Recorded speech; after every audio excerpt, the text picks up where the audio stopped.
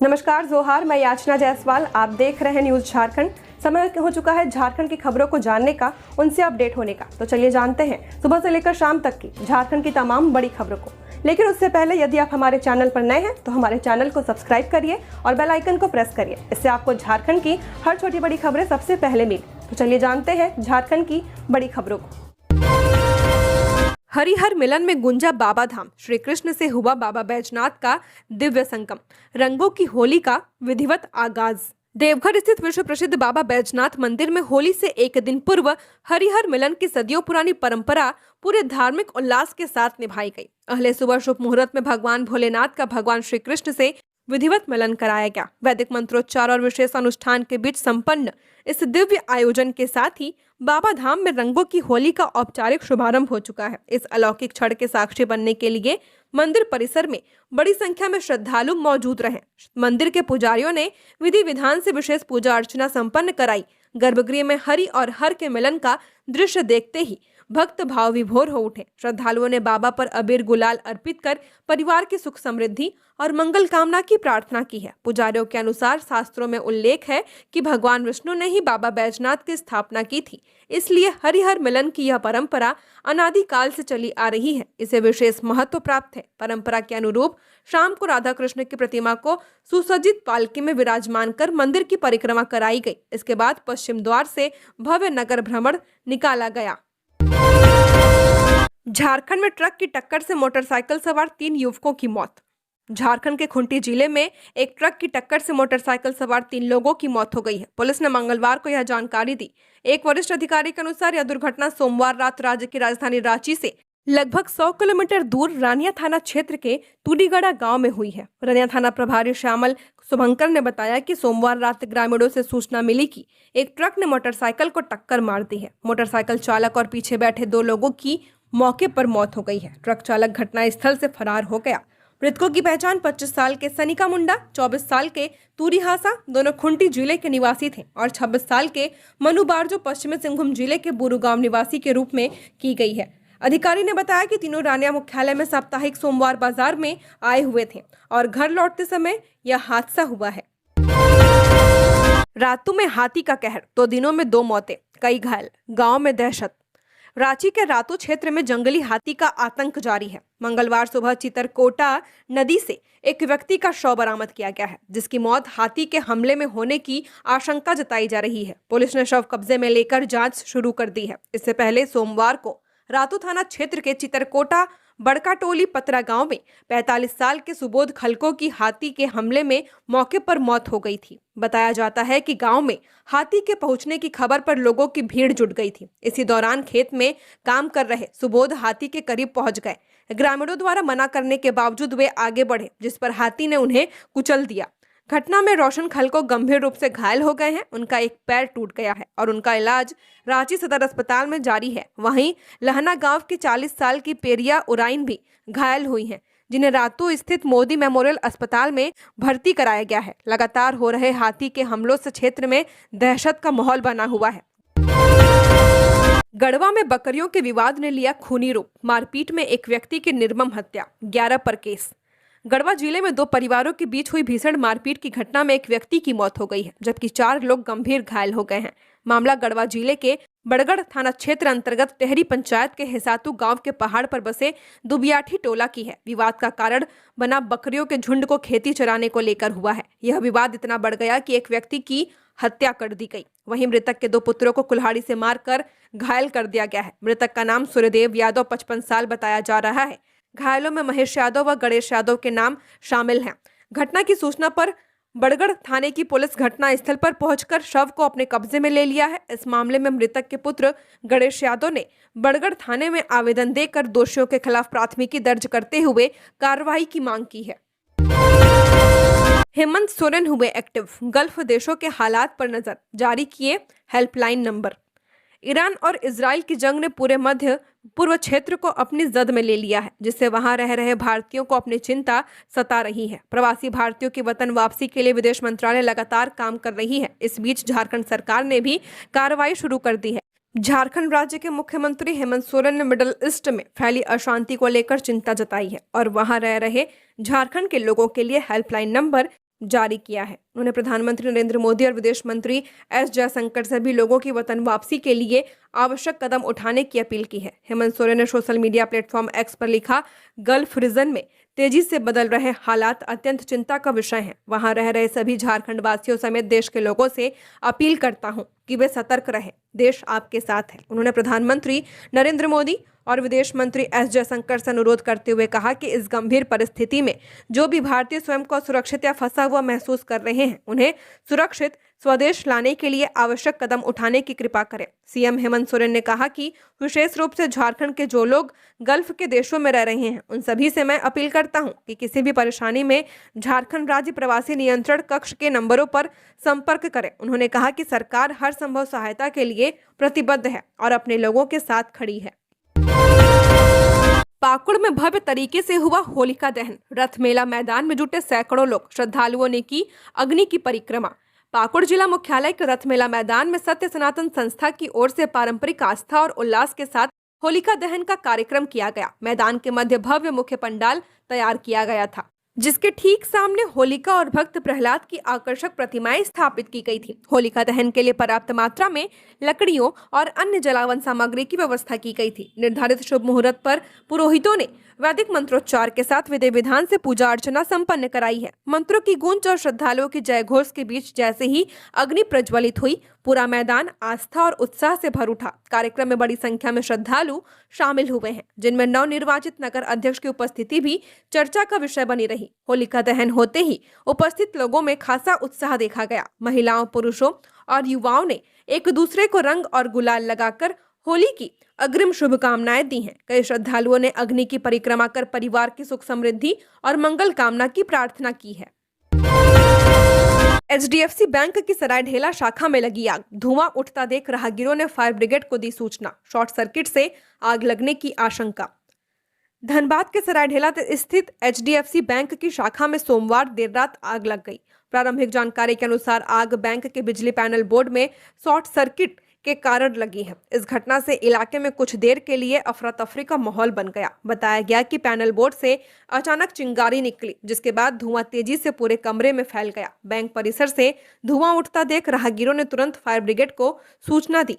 सूचना मिलते ही दमकल की टीम मौके पर पहुंची और आग बुझाने का काम शुरू किया है। अंदर अत्यधिक धुआं भरा होने के कारण दमकल कर्मियों को काफी मशक्कत करनी पड़ी। आग पर काबू पाने के लिए बैंक की खिड़की और दीवार के पिछले हिस्से को तोड़ना पड़ा, ताकि धुआं बाहर निकल सके और आग बुझाई जा सके। सुरक्षा के मद्देनजर पूरे भवन की बिजली आपूर्ति तत्काल बंद कर दी गई। काफी प्रयासों के बाद आग पर पूरी तरह से काबू पा लिया गया है। घटना के समय बैंक बंद था, जिससे किसी प्रकार की जनहानि नहीं हुई है। चान्हो की अंकिता रानी ने सीए परीक्षा में रांची जिला में तीसरा स्थान किया हासिल।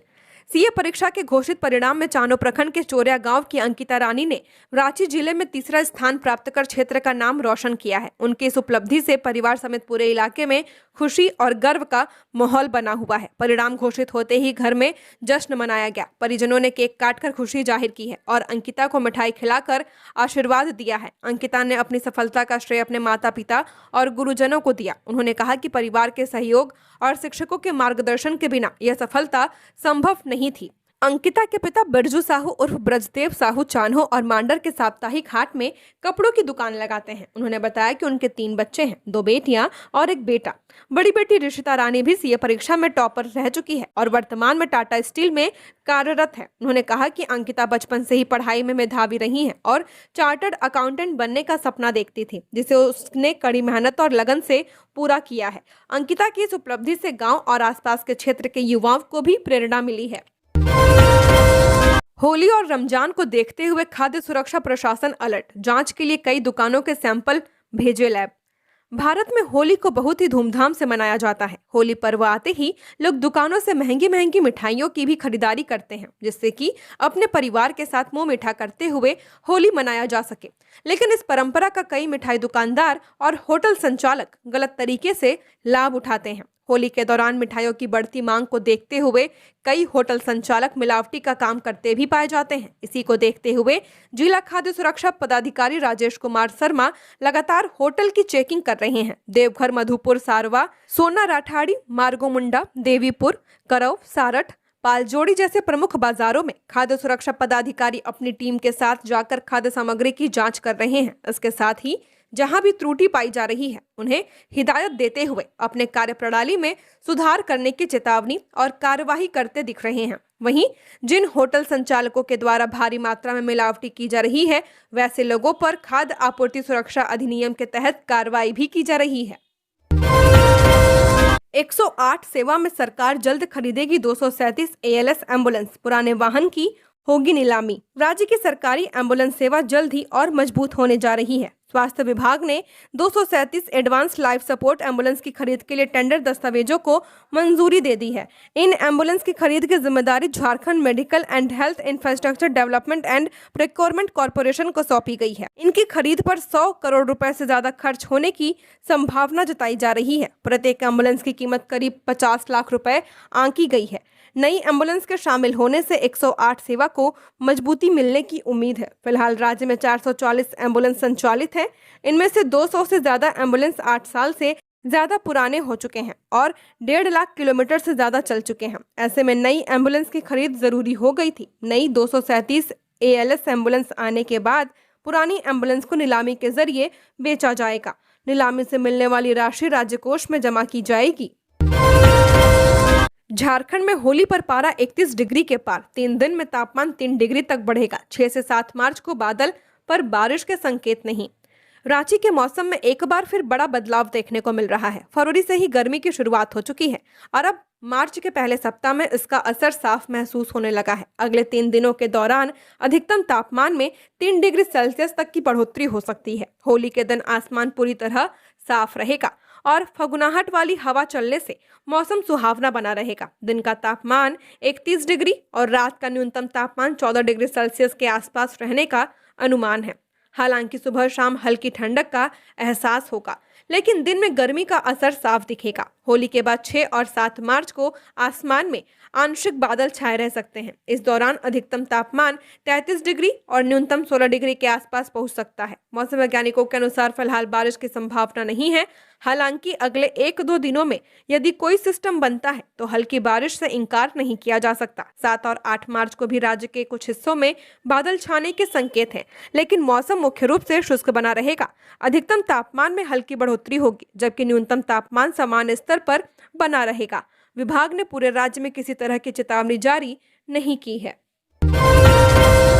पलामू में सड़क दुर्घटना में सैप जवान की मौत। पलामू सदर थाना के पोखराहा में बीती रात सड़क दुर्घटना में सैप जवान मनोज पांडे की मौत हो गई। वह सदर प्रखंड के बड़का गांव के रहने वाले थे। बताया जाता है कि फौज से रिटायरमेंट के बाद वह सैप जवान के तौर पर झारखंड विधानसभा में अपनी सेवा दे रहे थे। जानकारी के अनुसार गांव में आयोजित होली के अवसर पर अखंड कीर्तन में शामिल होकर वह डाल्टनगंज लौट रहे थे। इसी दौरान पांकी मेदिनीनगर के पोखराहा मेडिकल चौक के समीप हादसा हो गया। आशंका जताई जा रही है कि वहां बने गए ब्रेकर पर उनकी बाइक का संतुलन बिगड़ गया, जिससे वह अपनी बुलेट वाहन के साथ गिर पड़े। सुबह मॉर्निंग वॉक के लिए निकले लोगों की नजर जब उन पर पड़ी तो उन्होंने तत्काल पुलिस को सूचना दी है। इसके बाद पुलिस ने परिजनों से संपर्क किया और उन्हें इलाज के लिए मेदिनी राय मेडिकल कॉलेज एंड हॉस्पिटल लाया गया, जहाँ डॉक्टरों ने उन्हें मृत घोषित कर दिया। फिलहाल अस्पताल में पोस्टमार्टम की प्रक्रिया जारी है। मृतक अपने पीछे 2 बेटियां और 2 बेटे छोड़ गए हैं। परिजनों ने बताया कि बीते साल ही उन्होंने अपनी बड़ी बेटी की शादी की थी। घटना के बाद परिवार पर दुखों का पहाड़ टूट पड़ा है और परिजनों का रो रो कर बुरा हाल है। पश्चिमी सिंहभूम जिले के मनोहरपुर में तेज रफ्तार ट्रक घर की दीवार तोड़कर पलटा, सर्कस का सामान बिखरा। मनोहरपुर थाना क्षेत्र के मीना बाजार में मंगलवार के अरसे सुबह लगभग 4:30 बजे ट्रक ने घर की दीवार को क्षतिग्रस्त कर पलट गया। ट्रक राउरकेला से चक्रधरपुर की ओर जा रहा था। तभी मनोहरपुर थाना क्षेत्र के मीना बाजार के तीखे मोड़ के समीप ट्रक डांसर सोई के घर के दीवार को क्षतिग्रस्त कर पलट गया। ट्रक में लदे सर्कस का पूरा सामान जमीन पर बिखर गया। वहीं पुलिस आगे की कार्रवाई में जुट गई है।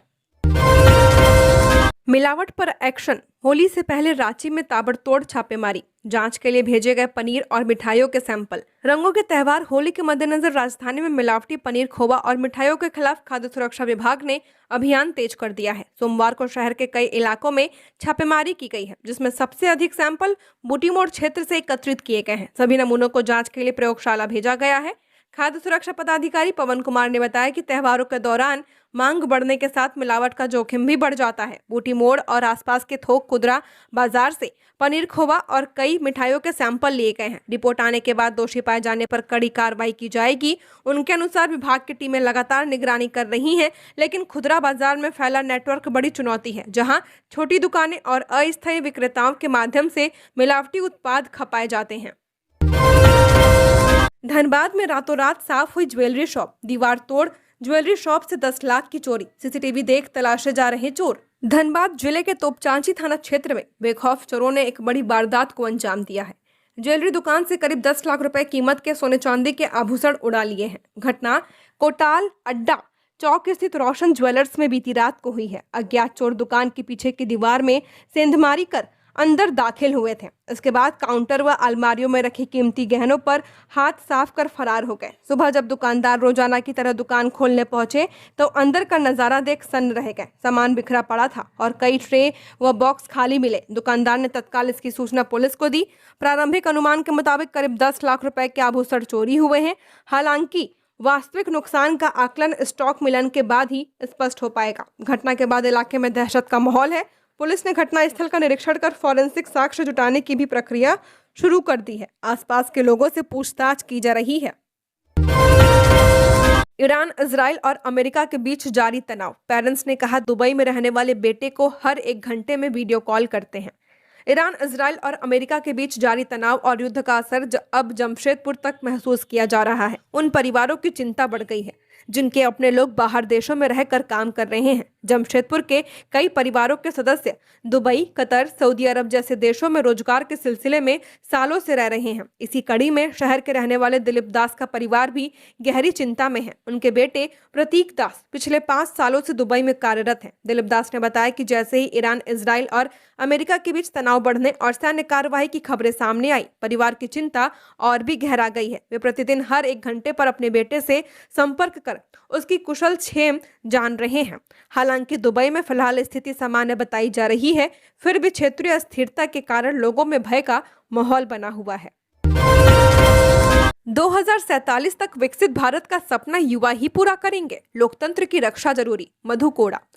महिला कॉलेज चाईबासा में विकसित भारत यूथ पार्लियामेंट 2026 कार्यक्रम का आयोजन किया गया। कार्यक्रम में झारखंड के पूर्व मुख्यमंत्री मधु कोड़ा मुख्य अतिथि के रूप में उपस्थित रहीं। आयोजन समिति द्वारा उन्हें अंग वस्त्र एवं पौधा भेंट कर सम्मानित किया गया। इसके बाद उन्होंने दीप प्रज्वलित कर कार्यक्रम का शुभारंभ किया है। अपने संबोधन में पूर्व मुख्यमंत्री मधु कोड़ा ने कहा कि देश का भविष्य युवाओं के हाथ में है। उन्होंने प्रधानमंत्री नरेंद्र मोदी द्वारा साल 2047 तक विकसित भारत के लक्ष्य का उल्लेख करते हुए कहा कि यह सपना तभी साकार होगा जब युवा लोकतंत्र, संविधान और देश की एकता को समझेंगे और उसकी रक्षा करने को तत्पर रहेंगे। उन्होंने आपातकाल के 50 साल पूरे होने के संदर्भ में उस दौर को याद करते हुए लोकतंत्र की अहमियत पर भी प्रकाश डाला है। कार्यक्रम में आपातकाल के 50 साल विषय पर विशेष सेमिनार आयोजित किया गया। कोडरमा में सोने चांदी के गहने ले उड़े चोर, घर में लगा था ताला, छत का दरवाजा तोड़ घुसे चोर, 2.5 लाख के जेवरात किए गायब।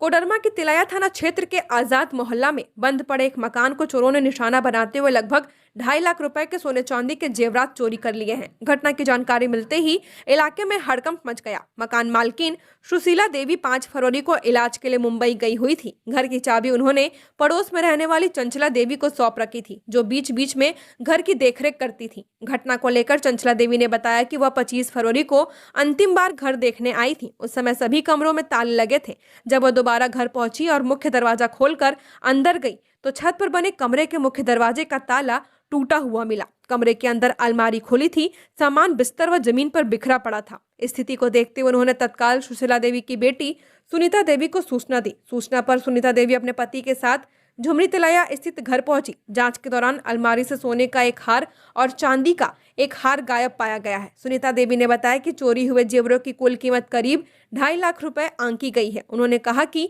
मां के घर लौटने के बाद ही अन्य सामान की कमी या नुकसान का सही आकलन हो पाएगा। घटना की लिखित सूचना तिलैया थाना में दे दी गई है। रांची में उत्पाद विभाग की बड़ी कार्रवाई, मिनी शराब फैक्ट्री का भांडाफोड़, 3 गिरफ्तार। होली पर्व को लेकर सतर्क उत्पाद विभाग ने राजधानी रांची में बड़ी कार्रवाई की है। अवैध शराब के कारोबार का खुलासा किया है। छापेमारी के दौरान मिनी शराब फैक्ट्री का उद्भेदन किया गया और भारी मात्रा में अवैध शराब जब्त की गई है। जानकारी के अनुसार हिनो इलाके स्थित एक घर में अवैध रूप से शराब बनाने और सप्लाई करने का धंधा चल रहा था। छापेमारी के दौरान शराब, खाली बोतलें, ढक्कन, कार कसम शराब निर्माण में इस्तेमाल होने वाले कई सामान बरामद किए गए हैं। तैयार की गई अवैध शराब को रांची शहर में ही खपाया जा रहा था। इस मामले में उत्पाद विभाग ने 3 आरोपियों रौनक कुमार, पवन कुमार और मुन्ना को गिरफ्तार किया है। जांच में अभी सामने आया कि आरोपी चोरी की बाइक से घूमकर अवैध शराब की सप्लाई करते थे। मौके से एक स्कूटी और एक बाइक भी जब्त की गई है। यह कार्रवाई सहायक उत्पाद आयुक्त उमाशंकर सिंह के निर्देश पर की गई है, जिसे विभाग की बड़ी सफलता मानी जा रही है। पलामू के तीसी बार में सड़क हादसा, कांडी अमीन धर्मेंद्र विश्वकर्मा गंभीर रूप से घायल, मेदिनीनगर रेफर। पलामू के तीसी बार में सोमवार को 2 मोटरसाइकिलों के बीच हुई आमने सामने की जोरदार टक्कर में अमीन धर्मेंद्र विश्वकर्मा गंभीर घायल हो गए हैं। दुर्घटना इतनी भीषण थी कि धर्मेंद्र को प्राथमिक उपचार के बाद बेहतर इलाज के लिए परिजनों द्वारा तत्काल मेदिनीनगर ले जाया गया है। धर्मेंद्र विश्वकर्मा पांडु के रहने वाले हैं। जानकारी के अनुसार धर्मेंद्र अपनी मोटरसाइकिल से जा रहे थे, तभी तीसी बार के पास विपरीत दिशा से आ रही एक अन्य मोटरसाइकिल से उनकी सीधी भिड़ंत हो गई। टक्कर के बाद धर्मेंद्र सड़क पर गिरकर लहूलुहान हो गए। स्थानीय लोगों की मदद से उन्हें तुरंत अस्पताल पहुंचाया गया, जहां उनकी स्थिति गंभीर देखते हुए डॉक्टरों ने उन्हें बेहतर इलाज के लिए रेफर कर दिया है। धर्मेंद्र अमीन के रूप में गढ़वा के कांडी प्रखंड में कार्यरत हैं। वहीं कांडी बीडीओ सह सीओ राकेश सहाय ने कहा कि यह एक अत्यंत पीड़ादायक खबर है। उन्होंने घायल अमीन धर्मेंद्र के शीघ्र स्वस्थ होने की कामना की है। अमीन धर्मेंद्र की कार्यकुशलता और व्यवहार के कारण क्षेत्र में उनकी काफी पहचान है, जिसके चलते इस खबर के बाद उनके सहकर्मियों और शुभ चिंतकों में चिंता का माहौल व्याप्त है। जमताड़ा में बच्चा चोरी की अफवाह से दहशत, स्कूलों में बच्चे की उपस्थिति में 10% तक गिरावट। जमताड़ा के आदिवासी बाहुल क्षेत्रों में इन दिनों बच्चा चोरी की अफवाह ने ग्रामीणों की चिंता बढ़ा दी है। स्थिति ऐसी है कि जमताड़ा थाना क्षेत्र के गोपालपुर पंचायत और आसपास के गांवों में लोग रात भर जागकर पहरा देने को मजबूर हैं। अफवाहों के कारण पूरे इलाके में भय और असुरक्षा का माहौल बना हुआ है। मंगलवार को इस गंभीर विषय पर पूर्व मुखिया मनोज सोरेन की अध्यक्षता में बुद्धिजीवियों और ग्रामीणों की एक अहम बैठक आयोजित की गई। बैठक में बताया गया कि कुछ दिन पहले दूध कैबरा गांव में बच्चा चोरी की अफवाह फैली थी, जिसके बाद से क्षेत्र में दहशत का माहौल है। इसका सीधा असर स्कूली बच्चों की उपस्थिति पर भी पड़ा है। जानकारी के अनुसार बीते कुछ दिनों में स्कूलों में बच्चों की हाजिरी में करीब 10% तक की गिरावट दर्ज की गई है। ग्रामीणों ने बताया कि जमताड़ा की सीमा पश्चिम बंगाल से सटी होने के कारण बाहरी और अज्ञात लोगों की आवाजाही बनी रहती है। इससे लोगों में शंका और डर की भावना बढ़ी है। झारखंड स्टेट बार काउंसिल चुनाव, होलियाना मूड में भी प्रत्याशी लगा रहे हैं जोर। झारखंड स्टेट बार काउंसिल के पंचवर्षीय चुनाव 12 मार्च को है और इसी बीच होली पर्व का अवकाश हाईकोर्ट एवं सिविल कोर्ट में हो चुका है, लेकिन प्रत्याशियों में वोटरों को रिझाने की होड़ में कमी नहीं आई है। सोशल मीडिया, मोबाइल और एग्जीक्यूटिव कोर्ट व संपर्क अभियान के माध्यम से वे वोटरों से जुड़ रहे हैं। होली अवकाश के बाद हाई कोर्ट एवं सिविल कोर्ट 9 मार्च से खुलेंगे। ऐसे में प्रत्याशी की छुट्टी का उपयोग वोटरों का साथ अपने लिए कर रहे हैं। रांची जिला बार एसोसिएशन के महासचिव एवं इस चुनाव में प्रत्याशी संजय विद्रोही से बात करते हुए बताते हैं कि होली में वे अपने वोटरों से सोशल मीडिया एवं मोबाइल से संपर्क कर रहे हैं। एग्जीक्यूटिव कोर्ट भी खुला है, ऐसे में वोटरों से पर्सनली मिलकर उनका सपोर्ट मांग रहे हैं। हाई कोर्ट के अधिवक्ता नीलेश कुमार कहते हैं कि होली का अवकाश हो चुका है, लेकिन मैं पूरी ताकत के साथ वोटरों से संपर्क कर रहा हूं। वोटरों ने मुझे पिछली बार भी अपना आशीर्वाद दिया था, इस बार भी वह मेरे साथ खड़े हैं। मैंने अपना किया हुआ वादा पूरा किया है। सरायकेला में वर्चस्व की जंग, 7 राउंड फायरिंग, कुख्यात अपराधी के शूटर पर हमला, 1 घायल। झारखंड के सरायकेला खरसावां जिले के आदित्यपुर थाना क्षेत्र स्थित मांझी टोला में सोमवार देर रात वर्चस्व की लड़ाई खूनी संघर्ष में बदल गई। 2 गुटों के बीच हुई ताबड़तोड़ फायरिंग से इलाके में दहशत फैल गई। इस गोलीबारी में कुख्यात अपराधी कृष्ण गोप के करीबी माने जाने वाले शूटर आशीष दीप को निशाना बनाया गया। हालांकि आशीष बाल बच गया, लेकिन उसका साथी राजवीर सिंह उर्फ लालू गंभीर रूप से घायल हो गया है। प्राप्त जानकारी के अनुसार सोमवार की रात मांझी टोला में दो गुट आमने सामने आ गए थे। पहले कहासुनी और धक्का मुक्की हुई, लेकिन देखते ही देखते विवाद इतना बढ़ गया कि एक पक्ष ने हथियार निकाल लिए और आशीष दीप पर लक्ष्य साधते हुए फायरिंग शुरू कर दी है। हमलावरों ने एक के बाद एक 7 राउंड गोलियां चलाई हैं। बताया जाता है कि जैसे ही फायरिंग शुरू हुई, आशीष दीप और उसका साथी राजवीर सिंह बाइक से मौके से भागने की कोशिश करने लगे। इसी दौरान चलाई गई एक गोली बाइक चला रहे राजवीर सिंह की कमर के निचले हिस्से में जा लगी है। गोली लगते ही वह गंभीर रूप से घायल हो गया और बाइक अनियंत्रित होकर गिर पड़ी। घायल राजवीर को उसके साथियों की मदद से तत्काल इलाज के लिए अस्पताल पहुंचाया गया, जहां उसकी हालत गंभीर बताई जा रही है। डॉक्टरों की टीम उसका इलाज कर रही है। सिमडेगा के जलडेगा स्वास्थ्य केंद्र की लापरवाही आई सामने, भाजपा नेता की मौत से मचा हड़कंप। जलडेगा प्रखंड के डीपा टोली निवासी भाजपा के प्रखंड महामंत्री रामेश्वर सिंह की मौत के बाद स्थानीय स्वास्थ्य व्यवस्था पर गंभीर सवाल खड़े हो गए हैं। इस मामले को लेकर भाजपा नेता अशोक बराइक ने राज्य के स्वास्थ्य मंत्री इरफान अंसारी पर निशाना साधते हुए कहा कि लाचार स्वास्थ्य व्यवस्था और समय पर इलाज नहीं मिलने के कारण रामेश्वर सिंह की जान चली गई है। जानकारी के अनुसार सोमवार को शंकराचार्य के आगमन को लेकर चल रहे कथा कार्यक्रम के दौरान रामेश्वर सिंह अचानक गिर पड़े थे। परिजन उन्हें तुरंत जलडेगा सामुदायिक स्वास्थ्य केंद्र लेकर पहुंचे। आरोप है कि वहां न तो डॉक्टर मौजूद थे और न ही नर्स। इमरजेंसी वार्ड में कोई तत्काल इलाज की व्यवस्था नहीं थी। परिजनों का कहना है कि डॉक्टरों को फोन किए गए हैं और उन्हें ढूंढने की कोशिश की गई है, लेकिन समय पर इलाज नहीं मिल पाया है। ऑक्सीजन और प्राथमिक उपचार जैसी बुनियादी सुविधा भी तुरंत उपलब्ध नहीं हो पाई है। हालत बिगड़ने पर उन्हें सिमडेगा सदर अस्पताल ले जाया गया, जहां से आगे बीरू अस्पताल रेफर किया गया है। वहां डॉक्टरों ने उन्हें मृत घोषित कर दिया है। धनबाद एसीबी की कार्रवाई, आय से ज्यादा संपत्ति मामले में रिटायर्ड जमादार गिरफ्तार। भ्रष्टाचार निरोधक ब्यूरो ने आय से ज्यादा संपत्ति अर्जित करने के आरोप में एक सेवानिवृत्त जमादार को गिरफ्तार किया है। गिरफ्तार आरोपी का नाम 63 साल के लालेश्वर सिंह है। उसे हीरापुर स्थित उसके आवासीय कॉलोनी से एसीबी ने दबोचा है। देर रात एसीबी ने यह कार्रवाई की है। उसे बीपी और शुगर की शिकायत थी, जिसके बाद एसीबी की टीम ने उसे शहीद Nirmal Mahato medical college and hospital में भर्ती कराया है। एसीबी अधिकारियों के मुताबिक जांच में सामने आया है कि लालेश्वर सिंह ने अपनी सेवा अवधि के दौरान ज्ञात आय स्रोतों से ज्यादा करीब 15 करोड़ रुपए की संपत्ति बनाई। शिकायत मिलने के बाद मामले की विस्तृत जांच की गई है, जिसमें प्रथम दृष्टया आरोप सही पाए गए हैं। इसके बाद विशेष टीम गठित कर कार्रवाई की गई है। मिली जानकारी के अनुसार इस मामले की पड़ताल साल 2016 से चल रही थी। फरवरी 2019 में प्रारंभिक जांच दर्ज की गई और सितंबर 2020 में जांच रिपोर्ट मुख्यालय को सौंपी गई। बाद में जनवरी 2023 में औपचारिक प्राथमिकी दर्ज कर